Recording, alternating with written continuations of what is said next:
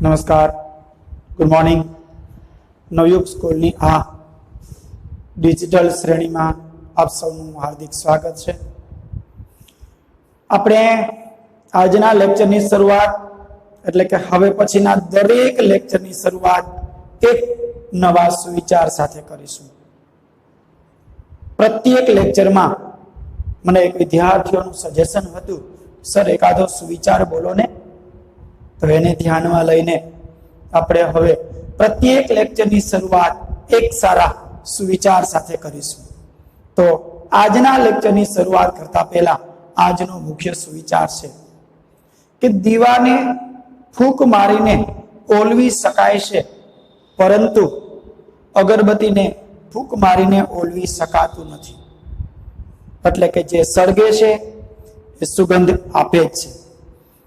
આજે હવે પછીનો આપણો આજનો લેક્ચર અને આ ચેપ્ટરનો અંતિમ લેક્ચર, આપણે આગળના લેક્ચરની અંદર કેટલાક મુદ્દાઓ ભણી ગયા એ 1 મિનિટમાં જોઈ લઈએ। વાઘ પરિયોજના 1971 દ્વારા ભારતની અંદર ઘટતી જતી વાઘોની સંખ્યા હતી, એના માટે સરકાર દ્વારા યોજના અમલમાં મૂકવામાં આવી। 44 જેટલા ક્ષેત્રોની અંદર આ યોજના છે કાર્યરત છે। હાથી પરિયોજના 1992 ની અંદર અમલમાં આવી અને 26 જેટલા વિસ્તારોની અંદર આ યોજના છે કાર્યરત છે। ત્યાર પછી વાત કરીએ તો ગરુડ પરિયોજના 2004 માં અમલમાં મૂકી, 9 જેટલી પ્રજાતિઓ છે। ગેંડા પરિયોજના રાયનો વિઝન 2020 સુધીમાં 3000 ની સંખ્યાઓ છે એ આગળ લઈ જવાની હતી। ઘડિયાળ પરિયોજના જે મીઠા પાણીની અંદર મગરની પ્રજાતિ છે એના માટેની યોજના છે, જે 70 ની અંદર અમલમાં મૂકવામાં આવી હતી।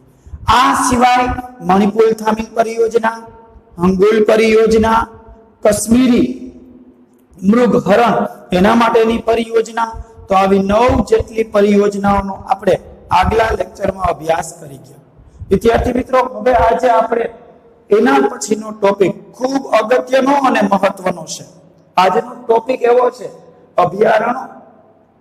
અભયારણ્યો, રાષ્ટ્રીય ઉદ્યાનો અને જૈવ આરક્ષિત ક્ષેત્ર। આમ જોવામાં લાગતા ત્રણે શબ્દો એક સરખા લાગે છે, પરંતુ એક નથી, ત્રણેયમાં ઘણો બધો તફાવત રહેલો છે। તો એમાં સૌથી પહેલા આપણે જોઈએ અભયારણ્ય। અભયારણ્ય એટલે શું? અભયારણ્ય કોને કહેવાય? તો કે લુપ્ત થતી પ્રજાતિઓ માટે સરકાર દ્વારા આરક્ષિત કરેલો વિસ્તાર એટલે અભયારણ્ય। ફરીથી બીજી વ્યાખ્યા પણ જોઈ લઈએ।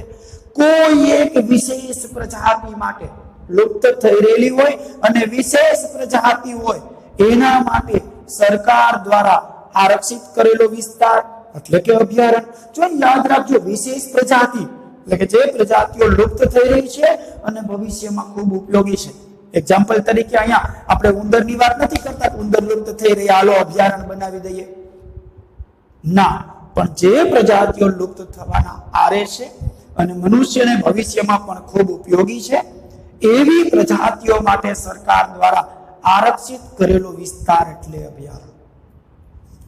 હવે આ અભયારણ્યની વાત કરીએ તો સૌથી ચોક્કસ મર્યાદામાં માનવ પ્રવૃત્તિઓને અનુમતિ આપવામાં આવે છે। જ્યાં અભયારણ્ય હોય એની અંદર ચોક્કસ મર્યાદા એટલે કે કેટલાક નિયમો હોય અને નિયમો અનુસાર મનુષ્યને ત્યાં પ્રવેશ કરી દેવામાં આવે, એટલે કે પ્રવેશ આપવામાં આવે। અભયારણ્યમાં આટલી છૂટ હોય। દાખલા તરીકે આપણે સાસણ ગીર, જો તમે જુઓ છો આપણે ગુજરાતની અંદર, તો સાસણ ગીરમાંથી આપણે જ્યારે આગળ જઈએ છીએ ત્યારે એની વચ્ચેથી એક રસ્તો પસાર થાય, તો બંને બાજુ ગેટ કીપર હોય છે। બંને બાજુ ગેટ છે એ ગેટ કીપર છે એ આપણને ત્યાં રસ્તો સાસણ ગીરમાં જેવા એન્ટર થાય એટલે ચેકિંગ કરે। તો શું કીધું છે? ચોક્કસ મર્યાદામાં, એની મર્યાદાઓ છે।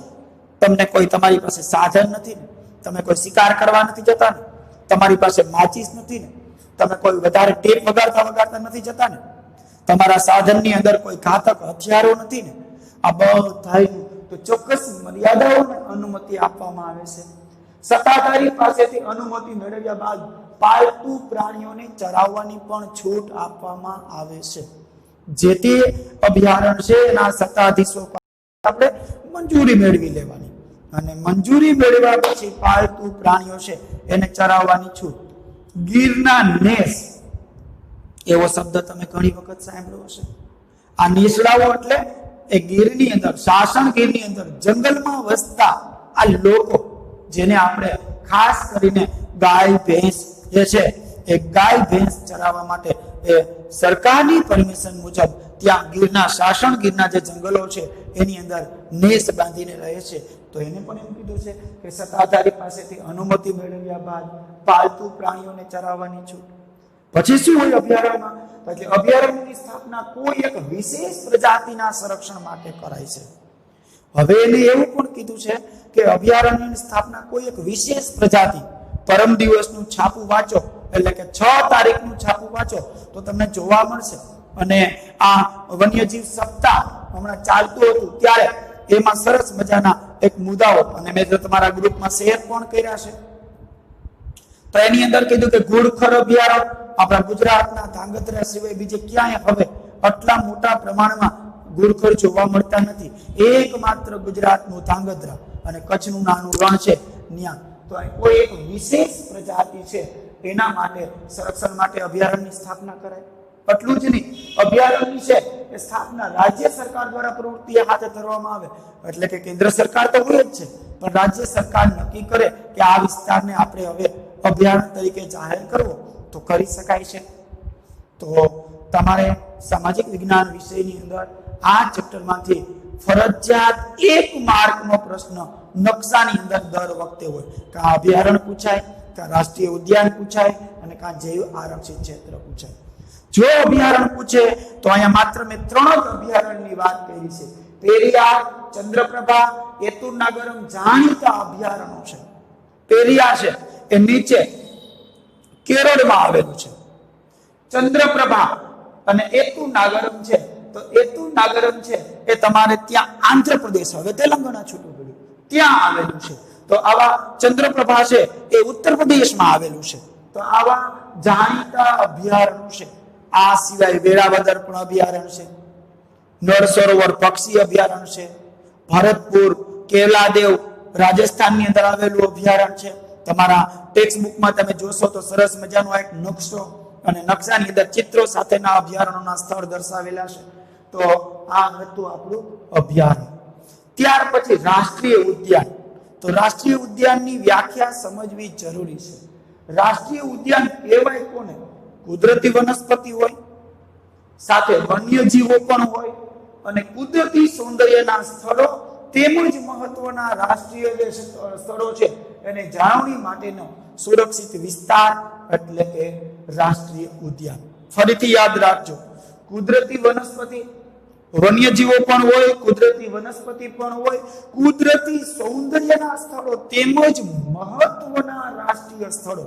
કેટલાક આખા દેશના મહત્વના રાષ્ટ્રીય સ્થળો છે એ માટેની સુરક્ષિત વિસ્તારો, એના માટેનો એક સુરક્ષિત વિસ્તાર, જે પ્રોટેક્શન વાળો વિસ્તાર એટલે રાષ્ટ્રીય ઉદ્યાન. તો રાષ્ટ્રીય ઉદ્યાનમાં કયા કયા 2 માર્કમાં પૂછાય તો શું આવી શકે? કારણ કે અભયારણ્યની સરખામણીએ વધારે સુરક્ષિત છે. અભયારણ્ય છે એના કરતા તો આ વધારે સુરક્ષિત છે. અભયારણ્યમાં તો માત્ર ને માત્ર કોઈ એક વિશેષ પ્રજાતિ જ હોય છે. આની અંદર તો એક કરતા વધારે, તો ત્યાં વધારે સુરક્ષિત છે. તેમાં એકથી વધારે પારિસ્થિતિક તંત્ર હોય છે. જો મેં કીધું ને કે આમાં તો એક જ પ્રજાતિ હોય, આમાં એક કરતા વધારે પારિસ્થિતિક તંત્ર. એક કરતા વધારે એટલે શું? તાકે એની અંદર પશુઓ હોય, પક્ષીઓ હોય, માછલીખોર હોય, નાના જીવજંતુઓ હોય. તો એની અંદર એક કરતા વધારે પારિસ્થિતિક તંત્ર છે એ સામેલ હોય. પાલતુ પશુઓને ચરાવવા ઉપર સંપૂર્ણ પ્રતિબંધ હોય. આપણે, તમને ખ્યાલ હશે કે અત્યારે હવે અહીંથી ટ્રાન્સફર કરીને પ્રદ્યુમન પાર્કે લઈ ગયા. પેલા આજી ડેમ પાસે આપણું રાષ્ટ્રીય ઉદ્યાન હતું, તો એ ઉદ્યાનને આપણે હવે ટ્રાન્સફર ક્યાં કર્યું છે? તો જે ત્યાં લાલપરી તળાવની પાછળ, તો હવે આપણે ત્યાં એને ટ્રાન્સફર કર્યું છે. પ્રદ્યુમન પાર્ક એનું નામ આપવામાં આવ્યું છે. તો અહીંયા પારિસ્થિતિક તંત્ર હોય છે, પશુઓને ચરાવવા ઉપર સંપૂર્ણ પ્રતિબંધ. આપણે જવા માટે પણ ગેટ ઉપર ટિકિટ લઈને જવું પડે, તો પશુઓને તો ન જ જવા દે ને, એટલે ત્યાં એના માટે સંપૂર્ણ પ્રતિબંધ હોય. અભયારણ્યની જેમ કોઈ એક વિશેષ પ્રજાતિ ઉપર કેન્દ્રિત હોતું નથી. અભયારણ્ય છે એ કોઈ વિશેષ પ્રજાતિ, અહીંયા એક કરતા વધારે પ્રજાતિઓ પણ હોય છે. તેની સ્થાપના છે એ રાજ્ય અને કેન્દ્ર સરકારના સંકલનથી થાય છે. કોઈ પણ રાષ્ટ્રીય ઉદ્યાન હોય એની વ્યવસ્થા રાજ્ય કરે છે, પરંતુ કેન્દ્ર સરકારના સહયોગથી આ ઉદ્યાન છે એની સ્થાપના કરવામાં આવે છે. હવે આવા અભયારણ્ય જેમ શીખી ગયા એમ રાષ્ટ્રીય ઉદ્યાન આવ્યા ક્યાં, કઈ કઈ જગ્યાએ આવેલા છે સર? મને તમે એમ કીધું કે રાષ્ટ્રીય ઉદ્યાનનો પણ એક મુદ્દો, એક પ્રશ્ન પૂછાય, મીન્સ કે તમારે MCQ માં પૂછાય અથવા ખરા ખોટામાં પૂછાય અથવા તો નકશાની અંદર તો ફાઇનલ જ છે. તો સર અમને એવા મુખ્ય રાષ્ટ્રીય ઉદ્યાનની કાજીરંગા અસમની અંદર આવેલું છે, કાર્બેટ ઉત્તરાખંડ, વેલાવદર ગુજરાત, દરિયાઈ રાષ્ટ્રીય ઉદ્યાન જે આપણે નરારા ટાપુ કહીએ છીએ જામનગરની બાજુમાં ત્યાં, અને ગીર અને દચીગામ જે જમ્મુ કાશ્મીર ઉપર. તો આવા રાષ્ટ્રીય ઉદ્યાનો આ પ્રમાણે છે. હવે આપણે રાષ્ટ્રીય ઉદ્યાન પણ ભણી ગયા. ત્યાર પછી ત્રીજો જે એક સરખા લગતા શબ્દો હતા એમાં હવે આવ્યું જૈવ આરક્ષિત ક્ષેત્ર. સર જૈવ આરક્ષિત ક્ષેત્ર એટલે શું? એટલે આ ક્ષેત્રમાં ખાસ કરીને આ ક્ષેત્રમાં થતી ઘણી બધી વનસ્પતિ, જીવજંતુઓ અને જમીન ઉપરાંત ત્યાં વસતા માનવ સમુદાયોની જીવનશૈલી છે એનું સંરક્ષણ કરાય તો એને જૈવ આરક્ષિત ક્ષેત્ર કહેવાય. પરંતુ એ સરકારે કેટલાક માપદંડો નક્કી કર્યા છે. એ માપદંડો અનુસાર જૈવ આરક્ષિત ક્ષેત્ર છે એ ની સ્થાપના કરવામાં આવી છે અને એ પ્રમાણે જૈવ આરક્ષિત ક્ષેત્રો છે એ અત્યારે આપણે સ્થાપેલા છે. તો સૌથી પહેલા જોઈએ જૈવ આરક્ષિત ક્ષેત્રો હોય એમાં તેની રચના આંતરરાષ્ટ્રીય માપદંડો અનુસાર થાય. આંતરરાષ્ટ્રીય માપદંડો એટલે શું? તો તે વિશ્વ લેવલે એમના ક્રાઇટેરિયા નક્કી કરવામાં આવે. ICUN international nature conservation of organisation ICUN. તો IUCN તો આ પ્રમાણે એમની રચના થાય છે. ફરીથી IUCN મુજબ તે ક્ષેત્રની પ્રાકૃતિક અને સાંસ્કૃતિક વિવિધતાનું સંરક્ષણ કરવાનો હેતુ રહેલો છે. આ ક્ષેત્રની અંદર એની પ્રાકૃતિક બાબતોમાં આપણે ભણી ગયા છીએ આગળ, છતાં એ યાદ કરી લે. પ્રાકૃતિક બાબતોમાં પર્વતો, પહાડો, ઝરણાઓ, નદીઓ, લતાઓ, વેલાઓ, તરુવરો, સરોવરો, પશુઓ, પક્ષીઓ, વનસ્પતિ, આ બધાનો પ્રાકૃતિક બાબતમાં સમાવેશ થાય. એને એમ કીધું કે પ્રાકૃતિક અને સાંસ્કૃતિક વિવિધતાનું પણ સંરક્ષણ. સાંસ્કૃતિક બાબતોમાં કોનો સમાવેશ થાય? મકાનો, મંદિરો, મસ્જિદો, ગુંબજો, કિલ્લાઓ, ચૈત્યો, વિહારો, દિવાલો, યુદ્ધના મેદાનો, યુદ્ધકલન કરેલા સ્થળો, શિલાલેખો, સ્તંભલેખો, આ બધાનું તો એનું સંરક્ષણ કરવા માટે IUCN international union conservation of nature, જે મેં પેલા મિસ્ટેક થઈ હતી ફરીથી સુધારી લેજો, એ મુજબ એમનું સંરક્ષણ કરવાનો હેતુ રહેલો છે. તે ક્ષેત્રમાં થતી બધી વનસ્પતિ હોય, જીવજંતુઓ હોય, જમીન ઉપરાંત ત્યાં વસવાટ માનવ સમુદાયોની જીવનશૈલી ઉપર પણ સંરક્ષણ કરાય. ત્યાંના માનવ સમુદાય હોય, એ માનવ સમુદાયના રહેણી કહેણી, એ માનવ સમુદાયના રીતભાત, ત્યાં વસવાટ કરતા પશુઓ, ત્યાં વસવાટ કરતા અથવા ત્યાં સ્થિર થયેલા છોડ. ખાસ કરીને આપણે વાત કરીએ તો કેરળની અંદર 7 ઘાટી પરિયોજના, જેને સાયલન્ટ વેલી પ્રોજેક્ટ ભારત સરકાર દ્વારા અમલમાં મૂકવામાં આવ્યો હતો. જો મિત્રો એ અમલમાં આવે અને એ પ્રોજેક્ટ મૂકીએ તો ભારતને 7% વીજળી પ્રાપ્ત થાય. એટલું મોટું અને અવળું મોટા સરોવરની રચના થઈ જાય. પરંતુ એ પ્રોજેક્ટ ઉપર અત્યારે ચોકડી લાગી ગઈ, કારણ કે ત્યાં વિવિધ પ્રકારના ફૂલ છોડ છે. અત્યારે ત્યાં 1400 અથવા 1500 થી વધારે અલગ અલગ પ્રકારની પ્રજાતિઓ છે અને અલગ અલગ પ્રકારના પશુ પક્ષીઓ પણ તમને જોવા મળે. એટલા માટે તો ત્યાં એના ઉપર સંશોધન થઈ શકે છે. ત્યાં જૈવ વૈવિધ્ય બાબતે સંશોધન અને પ્રશિક્ષણ માટેની ખાસ સવલતો પૂરી પાડવામાં આવે છે. મિત્રો અહીં બે મુદ્દા એવા, જૈવ વૈવિધ્યની વાત તો કરી ગયા, પણ પ્રશિક્ષણ એટલે શું? કે આપણે જે કોઈ વ્યક્તિઓએ વ્યવસાયિક શિક્ષણ લેતા હોય એને પ્રશિક્ષણાર્થી કહેવાય. અહીંયા એક્ઝામ્પલ તરીકે પીટીસી કોલેજમાં ભણતા વિદ્યાર્થીઓ હોય, બીએડ કોલેજમાં ભણતા વિદ્યાર્થીઓ હોય, અથવા તો ટેકનિકલ વિષય સાથે ડિપ્લોમા કે ડિગ્રીમાં ભણતા વિદ્યાર્થીઓ હોય. શું કામ? કે પોતાના વ્યવસાયની તાલીમ મેળવી રહ્યા છે. તો અહીંયા પ્રશિક્ષણ જે સંશોધન કરવા માટેની કામગીરી કરી રહ્યા છે એવા પ્રશિક્ષાર્થીઓ માટે ખાસ કરીને સંશોધન કરી શકે, એમાંથી નવું રિસર્ચ કરી શકે એવી સવલતો છે એ આ વિસ્તારમાં ઉપલબ્ધ હોય છે. બહારની માનવ પ્રવૃત્તિઓને સદંતર પ્રતિબંધ હોય. કોઈ પણ વ્યક્તિ પરમિશન વગર ક્યારેય ત્યાં એન્ટર પણ થઈ શકતો નથી. જે આપણે અભયારણ્યમાં એમ હતું કે ચોક્કસ મર્યાદાને ધ્યાનમાં રાખીને પશુ ચરાની છૂટ હોય, અહીંયા છૂટ હોતી નથી. જે રાષ્ટ્રીય ઉદ્યાનમાં પણ છૂટ હોતી નથી. આ ક્ષેત્રનો સરેરાશ વિસ્તાર એકંદરે 5000 ચોરસ કિલોમીટર થી વધારે હોય. ગમે ત્યાં નહીં બને. આ જે આરક્ષિત ક્ષેત્ર છે એ ગમે ત્યાં નહીં બને. એનો સરેરાશ વિસ્તાર 5000 ચોરસ કિલોમીટર. હા, એ પણ નક્કી કરી લેજો કે ચોરસ 5000 હોય એવું નથી કહેતો.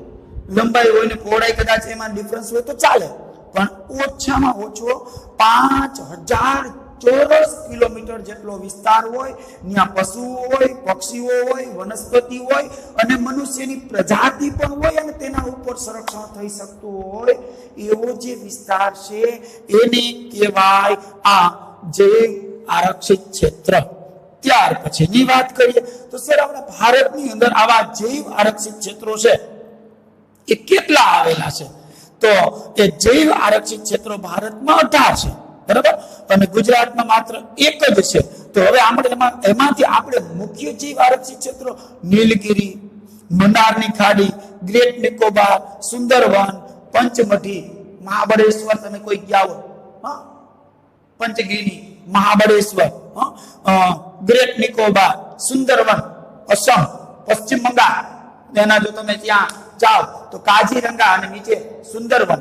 તો આ સુંદરવન, પંચમઢી, ત્યાં આવા જૈવ આરક્ષિત ક્ષેત્રો આવેલા છે. તમારા ટેક્સ્ટ બુકમાં જોજો, તમને બધા પ્રકારના ચિત્રો સાથે એ કયા સ્થળે કયા આવેલા છે એ જરા યાદી કરજો. જોજો તો જ નકશામાં તમે યોગ્ય જગ્યાએ છે એ ત્યાં સ્થાન દર્શાવી શકશો. ગુજરાતના કચ્છના રણનો વિશિષ્ટ પરિસ્થિતિના સંરક્ષણ અનુસાર છેલ્લે 2008માં તેને જૈવ આરક્ષિત ક્ષેત્ર મન્નારની ખાડી, જેનું નામ છે, યાદ રાખજો, કચ્છનું રણ સાચું પણ મન્નારની જે ખાડી છે એને જૈવ આરક્ષિત ક્ષેત્ર ક્યારે? તો કે 2008માં. તો મિત્રો ફરીથી આપણે હવે આજે 3 મુદ્દાઓ ભણ્યા છે. એ 3 મુદ્દાઓમાં જનરલ નોલેજનો પ્રશ્ન પણ બની શકે છે અને સાથે સાથે તમારે એમ પણ કહી શકાય કે ભારતમાં અને ગુજરાતમાં કેટલા રાષ્ટ્રીય ઉદ્યાનો, કેટલા અભયારણ્યો અને કેટલા જૈવ આરક્ષિત ક્ષેત્રો આવેલા છે તો આવડવા જોઈએ. આપણે જોઈ લઈએ જૈવ આરક્ષિત ક્ષેત્રો, રાષ્ટ્રીય ઉદ્યાન અને અભયારણ્ય. ભારતમાં પૂછાય તો 18 જૈવ આરક્ષિત ક્ષેત્રો છે. આખા ભારતમાં 18 જૈવ આરક્ષિત ક્ષેત્રો કેટલા છે? 18. ગુજરાતમાં પૂછાય તો કેટલું છે? 1. કયું છે? મન્નારની ખાડી, કચ્છનું રણ, ક્યારે? 2008. તો જૈવ આરક્ષિત ક્ષેત્રો પૂછાય તો 18, ગુજરાતમાં 1, મન્નારની ખાડી 2008માં એને 4. રાષ્ટ્રીય ઉદ્યાન આપણે સેકન્ડ નંબરનો પોઈન્ટ ભણ્યા હતા. રાષ્ટ્રીય ઉદ્યાન ભારતમાં કેટલા અને ગુજરાતમાં કેટલા? તો કે ભારતની અંદર 103 અને ગુજરાતમાં 4. આવા 4 રાષ્ટ્રીય ઉદ્યાનો આવેલા છે. સાહેબ, અભયારણ્યો અત્યારે ભારતમાં કેટલા અને ગુજરાતમાં કેટલા? ભારતમાં 531 અને ગુજરાતની અંદર 23. સર, ગુજરાતના 2-4 અભયારણ્યોની વાત કરો ને. વેળાવદર છે, નળ સરોવર છે, કેવલાદેવ છે, ભરતપુર છે, દચી ગામ છે, પેરિયાર છે, પછી ગાગા પક્ષી અભયારણ્ય, હવે અત્યારે દેવભૂમિ દ્વારકા જિલ્લો ત્યાં છે, જેસોર છે રીંછ માટેનું, કાળિયાર છે, તો બરાબર, ડેડિયાપાડામાં છે, કચ્છનું રણ ત્યાં ઘુડખર માટેનું અભયારણ્ય છે, ભરતપુર, બાંદીપુર અભયારણ્ય છે, કાર્બેટ છે, કાન્હા છે, શિવપુરી છે, આ બધા અભયારણ્યો છે. ગિંડી તમે જુઓ દક્ષિણની અંદર, એતુલ નાગરમ છે. તો આવા ભારતની અને ગુજરાતની અંદર અલગ અલગ જગ્યાએ અભયારણ્યો આવેલા છે. તો આજે આ 3 મુદ્દાઓની આપણે સ્પષ્ટ વ્યવસ્થિત સમજ મેળવી શક્યા. હવે મુદ્દાઓને રિવાઇઝ કરી અને છેલ્લે આ ચેપ્ટરની અંદર આપણે ખાસ એટલું કહી શકીએ, આટલું જાણવું ગમશે. એની અંદર લાલ પાંડા છે, હેનેત્રો છે, શુષ્ક અને અર્ધ શુષ્ક વિસ્તારની અંદર, કચ્છના વિસ્તારની અંદર જે શિયાળથી થોડોક મોટો છે એ તમે જોજો. હેનેત્ર કોઈને એમ થાય પક્ષી છે કે પ્રાણી છે, પણ પ્રાણી છે, પક્ષી નથી. લાલ પાંડા છે, દુગાન છે. તો આ બધા જે લુપ્ત થઈ રહ્યા પ્રજાતિઓ છે એવી તમારા ટેક્સ્ટ બુકની અંદર આટલું જાણવું ગમશે. ત્યાં જોજો અને જાણવા મળશે. મિત્રો આ બધા આ પર્યાવરણ પ્રત્યેનો પ્રેમ રાખીશું તો વાંધો નહીં આવે. અત્યારે માનવ વિકાસ જરૂરી છે, પણ માનવ વિકાસની સાથે સાથે આ પ્રાણીઓ, પશુઓ અને પક્ષીઓનો વિનાશ થઈ રહ્યો છે. અને એ વિનાશની અસર મનુષ્યના જીવન ઉપર તાત્કાલિક નથી પડતી, એટલે એ લાંબા સમયે એની અસર પડતી હોય એટલે અત્યારથી સજાગ થવાની જરૂરિયાત છે. આપણે બધાએ સજાગતા કેળવવાની જરૂરિયાત છે. પર્યાવરણનું જતન કરીશું, પર્યાવરણનું રક્ષણ કરીશું તો ભવિષ્યમાં આપણો દેશ છે એ મહાસત્તા બની શકે. જો મિત્રો એક 10મા ધોરણમાં આવો પહેલાના ચેપ્ટરમાં હતું ટકાઉ વિકાસ કોને કહેવાય, આવો પ્રશ્ન પૂછ્યો ને તો વિદ્યાર્થીએ લખ્યો તો એ 2 વર્ષ પહેલાનો પ્રશ્નમાં જવાબ ટકાઉ વિકાસ. મિત્રો આમ તો ટકાઉ વિકાસ એટલે મજબૂત વિકાસ. આ વિકાસને ગમે ત્યાં ગમે એવી રીતે ગમે બાજુથી ખેંચે તો પણ તૂટે નહીં એટલે ટકાઉ. આ ટકાઉ વિકાસ નથી. ટકાઉ વિકાસની વ્યાખ્યા શું? જો તમે વાંચ્યું ન હોય, વિચાર્યું ન હોય, સમજ્યા ન હોય તો ટકાઉ વિકાસ ન સમજાય. એ ટકાઉ વિકાસની વ્યાખ્યા છે પર્યાવરણને નુકસાન કર્યા વગર, પર્યાવરણને નુકસાન કર્યા વગર, પ્રદૂષણ વગર, કોઈ પણ જંગલોના જંગલ કટાઈ વગર કોઈ પણ દેશનો વિકાસ થાય તો એને ટકાઉ વિકાસ કહેવાય. અથવા તો એવું પણ કહી શકાય પ્રદૂષણ મુક્ત અને પર્યાવરણને નુકસાન વગર કોઈ પણ દેશનો વિકાસ થાય તો એ ટકાઉ વિકાસ. અને ટકાઉ વિકાસ હંમેશા દેશને મહાસત્તા તરફ દોરી જાય છે. તો આપણે પણ ધ્યાન રાખવું પડશે, આપણા પર્યાવરણનું જતન કરવું પડશે. જો આપણે જતન નહીં કરીએ તો આવનારી પેઢી છે એને માત્ર ફોટા બતાવવા પડશે.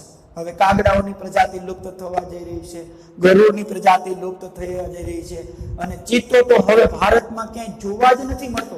માત્ર ને માત્ર ચિત્રો દ્વારા જ બતાવવામાં આવી રહ્યા છે. તો આ બધા જીવ જંતુઓ, પશુ પક્ષીઓ છે એનું જતન કરવાની મારી, તમારી, આપ સૌ કોઈની ફરજ છે. તો આજે મિત્રો આપણે અહીં સુધી રાખીશું. આ ચેપ્ટર છે એને આપણે હવે પૂર્ણ જાહેર કરશું. આ ચેપ્ટરમાંથી તમારે નકશાની અંદર જે મુદ્દાઓ પૂછાય એ વ્યવસ્થિત જોઈ લેજો. કોઈ પણ સ્થળ દર્શન કરવામાં તકલીફ પડે તો મને કોમેન્ટ અથવા ફોન દ્વારા પણ જાણ કરજો. નકશા પૂર્તિની અંદર પણ તમારે આ મુદ્દાઓ છે એ દર્શાવવાના હોય, પરંતુ એ જ્યારે આપણે મેન્યુઅલી તમે વિદ્યાર્થીઓ શાળાઓએ આવશો ત્યારે હું તમને નકશા પૂર્તિ વ્યવસ્થિત કમ્પ્લીટ કરાવીશ. તો વિદ્યાર્થી મિત્રો આજનું હોમવર્ક નોટ ડાઉન કરી લેશો. રાષ્ટ્રીય અભયારણ્ય, રાષ્ટ્રીય ઉદ્યાન, અભયારણ્ય, રાષ્ટ્રીય ઉદ્યાન અને જૈવ આરક્ષિત ક્ષેત્ર જે મેં લખાવેલા છે એ બધા મુદ્દાઓ 2 વખત લખવા અને પાકા કરવા. 2 વખત લખવા અને પાકા કરવા. બસ આજે આપણે અહીં સુધી રાખશું. Thank you. જય હિન્દ, જય ભારત. રજા.